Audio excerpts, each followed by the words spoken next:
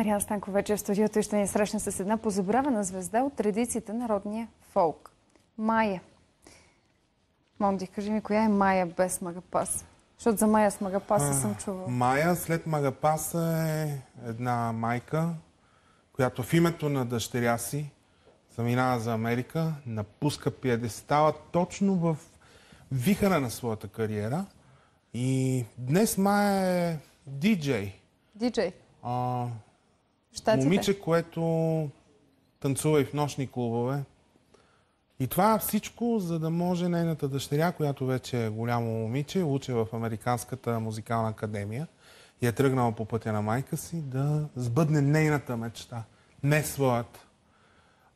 И знаеш, ти си майка, знаеш какво може да направи една майка за детето си. Може да направи всичко. Тази майка за своето дете е преплувала океани.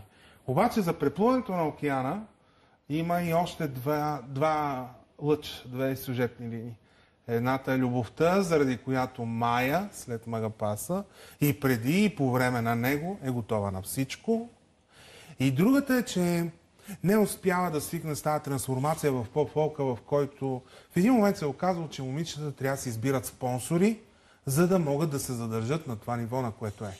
Майя видях през лятото. Тя беше за кратко в България. Това интервю е снимано в средата на юли. И много интересна двучасова среща. Това е интервю за едни други гласове, за други стаи. Някак си е отделена от цялото това пространство, което ни заобикаля. Днес Майя след Магапаса е любопитна, не се е появяла по телевизията от 15 години. Има много какво да ви разкаже за този и на какво да ни научи, вероятно. И разбира се на какво да ви научи. Така че днес всички спекулации по отношение на тази жена в последните години от пресата ще паднат, табутата, всичко пада днес. Майя след Магапаса в други гласове, други стаи.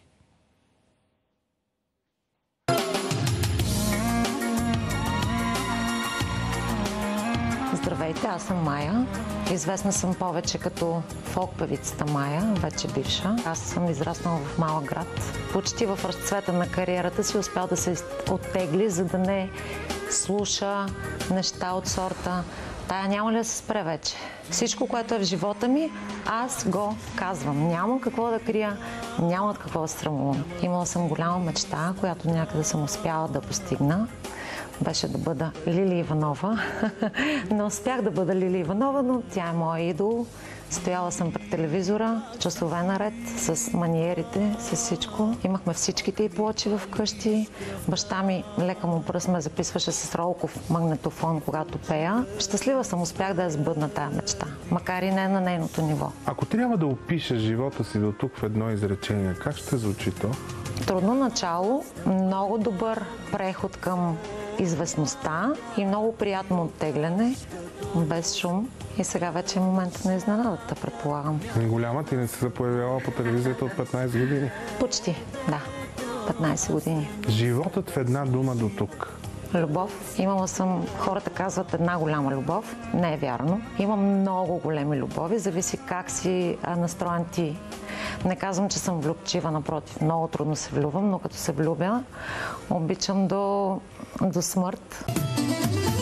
Паднах от върха с болна душа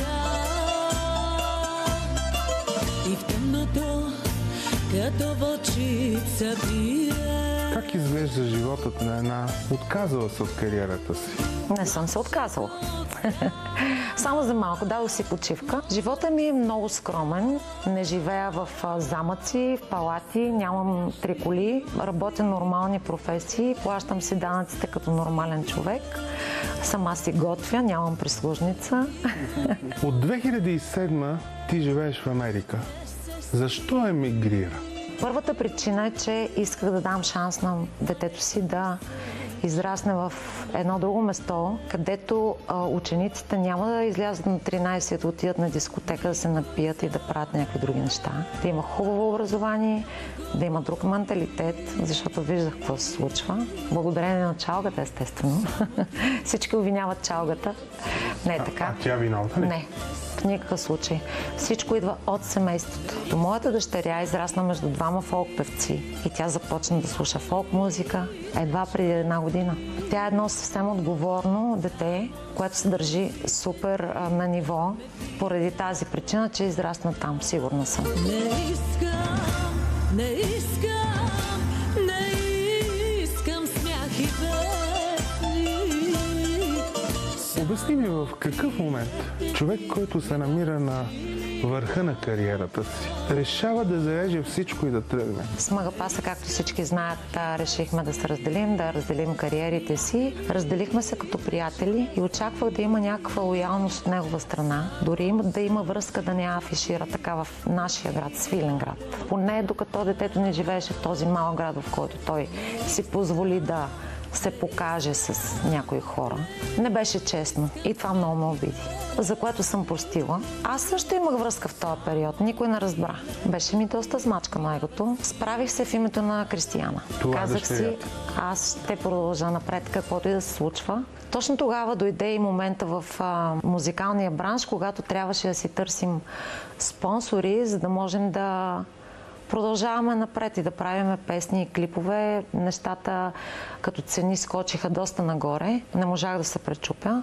Знаете как се намират спонсори в България. После сядат и тълнуват на масата един куп бизнесмени. Аз не съм такъв тип човек. Постигам нещата сама и това беше една от причините от към музикална гледна точка да приключа с кариерата си, защото не исках на тази цена да се показвам по телевизията, да бъда известна. Детето ми също има музикални наклонности, които разбрах тогава. И си представих, че един ден, ако тя тръгне там наистина, какво би могло да я очаква, защото няма друг избор. Трябва да си намери спонсор. That's life. That's life. That's what all the people say. You're riding high in April, shot down in May. Опиши ми първия миг, в който стъпи на американска земя. Какво си помисли? Аз не знаех къде съм. Аз не знаех език. Дамата, от която си купих билета за там, ми каза, трябва да си вземеш багажа от Минеаполис, отново да го чекираш и оттам за Вегас. И аз си казах, добре, ама аз не знам английски. И тя каза, сега ще ти напиша нещо. И ми написа на една бележка, Hi, my name is Maya. I don't speak English.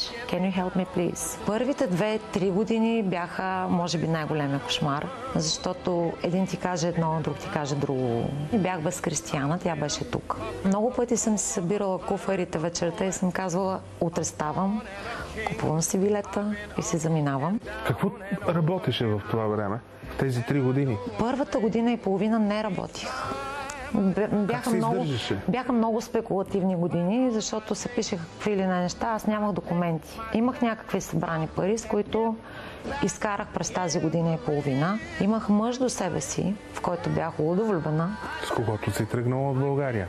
Не съм тръгнала с него, той беше там. Той ми помогна за документите. Имах бурна връзка. Най-силната ми, може би. Първата ми работа беше Go-Go Dancer.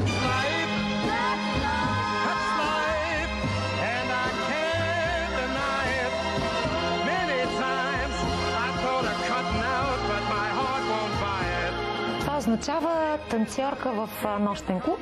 Танцуваш върху едни малки сценички. Първия клуб, в който ми взеха апликейшъна, беше този. Беше гей клуб. Работих четвъртък, петък и събота на повикване. В началото ме гледаха много интересно. Не знаеха дали съм стрейт, дали съм гей. Опитах се да поддържам някакъв имидж на гей, но не успях, защото то не ти идва отвътре, няма как да стане. И в момента, в който разбраха, че съм стрейт, спряха да ме канят на работа. След което станах бартендър. После станах и уейтрис. Това ми бяха първите професии. Докато дъщерята й дойде при теб? Да. През цялото това време съм ходила и на участия. Обиколих цяла Америка няколко пъти. Аз да пея на българите. След сервитьорството и барманството станах лимодрайвер. Карах лимузина. Тежка работа, не е за жена. Парите се правят след 3, което означава, че трябва да качваш в колата си всякакви пияни хора и да дилваш с тях. Не беше за мене, отхвърлих го, след което преминах към танците. Smile, though your heart is aching. Smile, even though it's breaking. when there are clouds in the sky. Най-пикантният въпрос, който вълнува всички медии тук. Че си стриптизьорка? Да. Само, че понятието стриптизьорка в Америка е различно от това, което е в България. Тук нещата са с консумация, там си психолог, там приемаш едни хора, които си стоварват всичките си проблеми. Те искат да говорят, защото са самотни. Има статистика, че Лас Вегас е един от най-самотните градове. Колкото и странно да звучи. Защо? Защото там пристигат нон-стоп туристи. Те идват да се забавляват 3-4 дни, търсят си нещо за деня, за нощта и си тръгват. И хората са свикнали на този начин на живот. Те не се впускат в някакви афери с туристи, защото не искат да останат пак сами. Дори не е задължително да си свалиш горнището, да им танцуваш и такива неща. Има дами, които са ескорт. Това вече е, което тук в България се тълкува като лошата професия. Има дами, които работят тази професия, те имат собствени бизнеси. Има адвокатки дори, които го правят. Те си докарват екстра пари с тази професия, тя е чиста професия. Навсякъде има охрана, навсякъде има камери, навсякъде има микрофони. То е подсъдимо. Ти не можеш да започнеш да работиш тази професия, ако нямаш чисто досие. Болеше ли те през всичкото това време? Разбира се, че ме болеше, но когато си самотна майка и когато трябва да осигуриш прехраната на детето си и да си платиш всичките сметки по честен начин, ти склоняваш глава и го работиш. В Америка кой беше най-трудният ти момент? Когато се опитвах да подготвя документите, за да взема Криси, 3 години ние бяхме на телефон и скайп всяка вечер. Тя чуваше от съучениците си какви ли не неща, които се четяха вкъщи от жълтата преса, че аз съм заминала и съм ме зарязала. Беше изключително трудно да й обяснявам всяка вечер, че не е така. Тя беше на 9, когато аз тръгнах. Аз съм щастлива, защото има хора, които в продължение на години не могат да си вземат децата там. Какво сънуваше? Много пъти съм сънувала самолета, с който се прибирам. Днес какво сънуваш? Май не сънувам вече. А какво ти липсва от България? Близките ми, разбира се.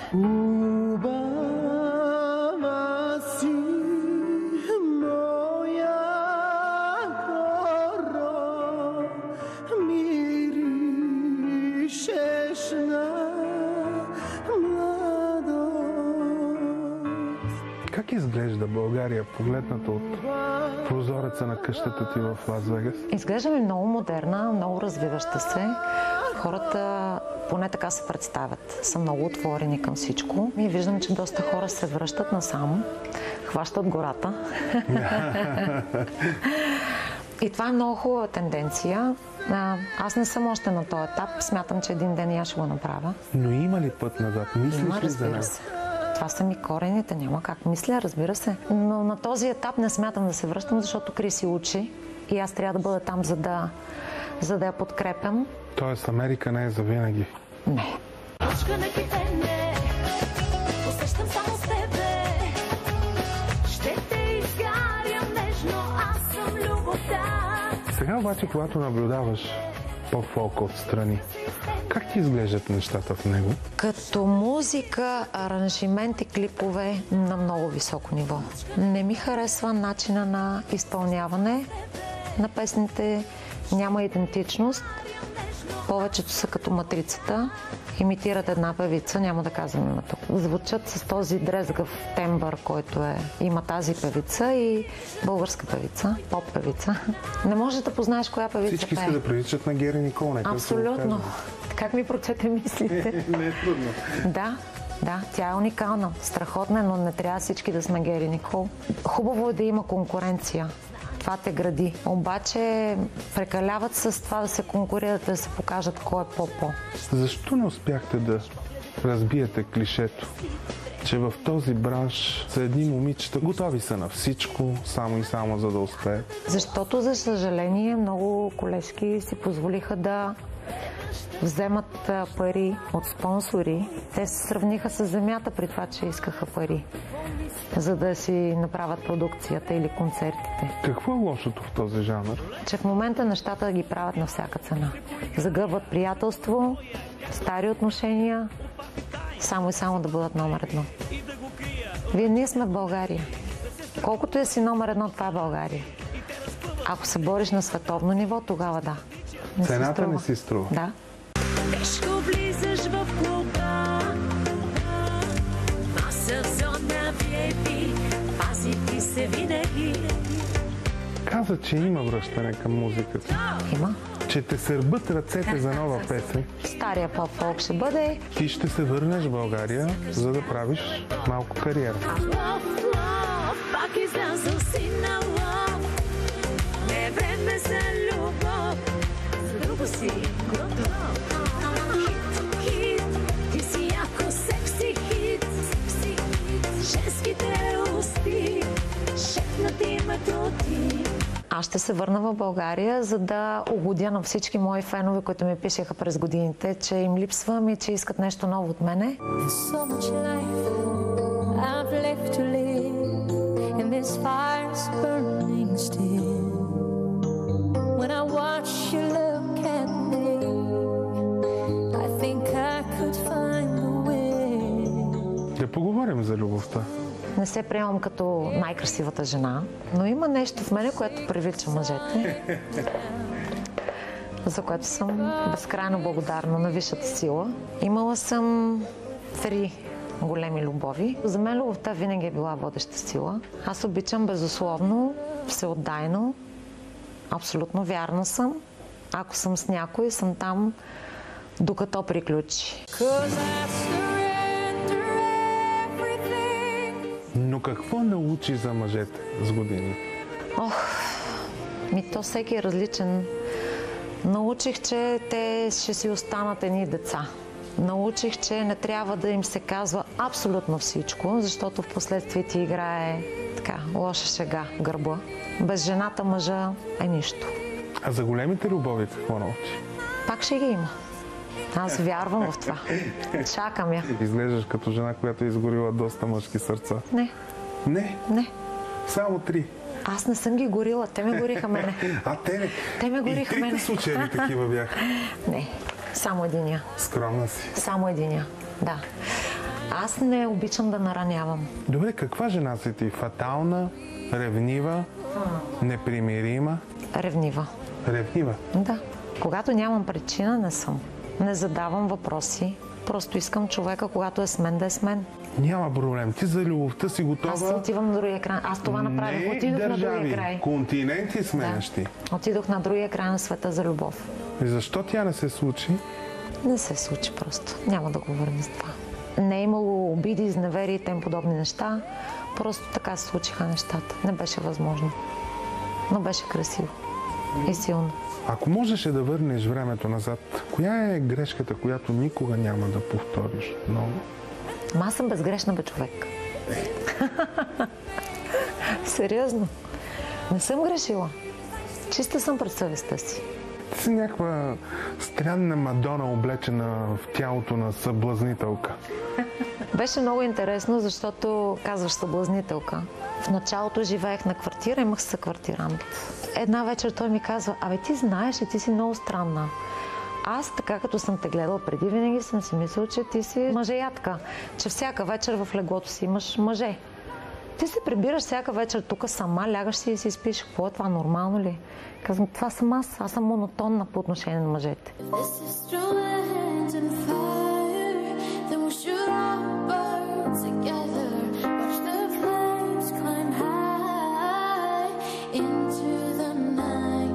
Кой е най-важният житейски урок? Че трябва да имаш търпение за нещата. Ако приемам, че това е едно интервю на равносметките, къде сгреши? Може би трябваше да имам още едно дете. Това ми е най-голямата грешка. Липсва ли ти пиедестала, сцената? Много. Голямата слава? Голямата слава... Не. Не ми липсва, обаче ми липсва да се кача на сцената и да пея.